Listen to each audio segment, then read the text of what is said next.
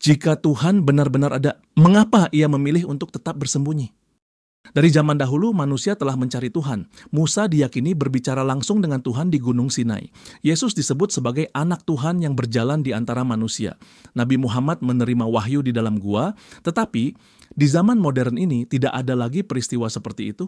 Tuhan tidak pernah turun dari langit, tidak pernah berbicara secara langsung di hadapan kamera, tidak pernah muncul dalam bentuk yang bisa diakui oleh semua orang. Mengapa? Apakah Tuhan sengaja tetap tidak mau terlihat, atau mungkinkah Tuhan memang tidak ada? Banyak orang beriman percaya bahwa Tuhan tidak menampakkan diri karena hidup adalah ujian.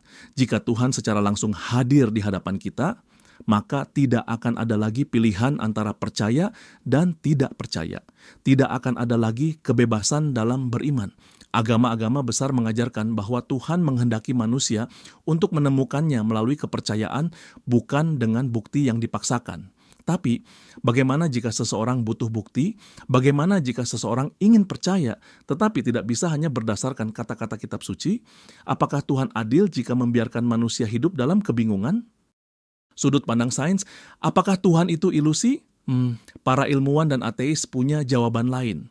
Mereka mengatakan bahwa Tuhan tidak menampakkan diri karena Tuhan tidak ada, bahwa kepercayaan terhadap Tuhan hanyalah warisan budaya. Richard Dawkins, seorang biolog terkenal, menyebut agama sebagai delusi yang diwariskan dari generasi ke generasi.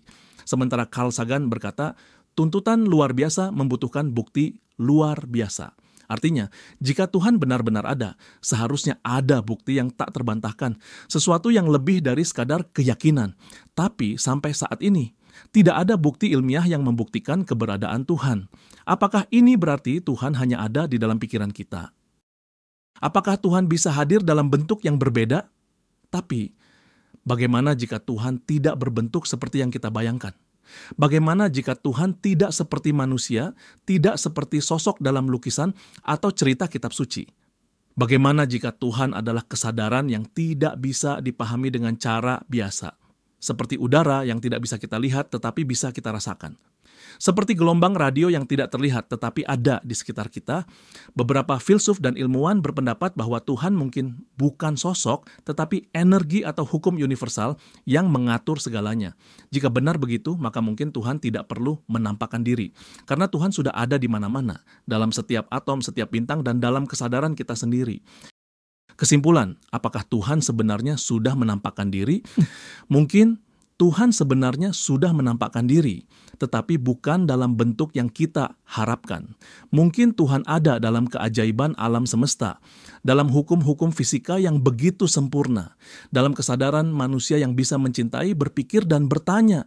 Atau mungkin Tuhan memang tidak ingin kita melihatnya secara langsung, agar kita tetap mencari, tetap bertanya, tetap percaya, atau meragukan. Karena tanpa pertanyaan, tanpa pencarian, apakah iman masih memiliki makna?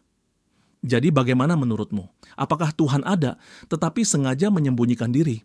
Atau apakah Tuhan memang tidak ada sejak awal? Tulis pendapatmu di komentar dan mari kita diskusikan.